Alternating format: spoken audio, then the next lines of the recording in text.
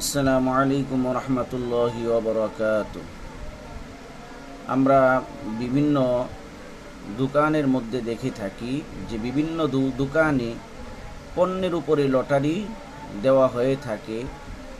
যেমন কেউ যদি কোনো চিপস কিনে তাহলে দেখা যায়, বা কোনো পানির বোতল কিনে অথবা কোনো ঠান্ডা কিনে, তাহলে এমত অবস্থায় দেখা যায় সেটার মধ্যে লটারি দেওয়া থাকে। এই বিভিন্ন পণ্যের উপর দেয়া লটারি গ্রহণ এটা শরীয়তে জায়েজ আছে কিনা?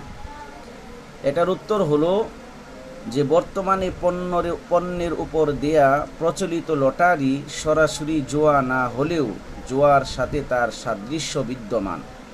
অতএব এই লটারি পাওয়ার উদ্দেশ্যে পণ্য ক্রয় জায়েজ হবে না।